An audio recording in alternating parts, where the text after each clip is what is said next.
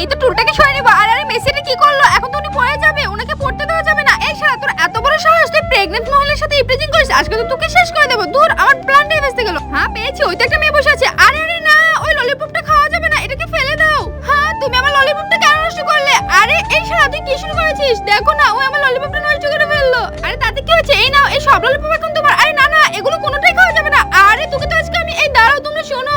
আসলে জাদু করে একটা ইঁদুরের ছানাকে ললিপপে পরিণত করেছে, তারপর এটা ওই মেয়েটাকে খেতে দিয়েছিল। আসলে ও তো মানুষ না, ও একটা মানুষরূপী শয়তান। হ্যাঁ রোনালদো, তুই আমার সব প্ল্যান ভেস্তে দিয়েছিস। তোদের আজকে আমি ছাড়বো না।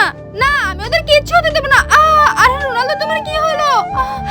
এখন তোকে আর কেউ বাঁচাতে পারবে না। প্লিজ বন্ধুরা তোমরা সাবস্ক্রাইব করে দাও, না হলে রোনালদো আর বাঁচবে না। এরপর কি হয় তা দেখার আগে তুমি যদি মহান আল্লাহকে ভালোবেসে থাকো তাহলে ভিডিওটিতে একটি লাইক করে চ্যানেলটিকে সাবস্ক্রাইব করে দাও, তাহলে মহান আল্লাহ তোমাকে অনেক বেশি ভালোবাসবে। আর কমেন্টে তোমার নাম লিখে যাও। রোনালদো তোমার কিচ্ছু হতে দেবো না, সবাই সাবস্ক্রাইব করে দিবে। হ্যাঁ রোনালদো তো বেঁচে গেল।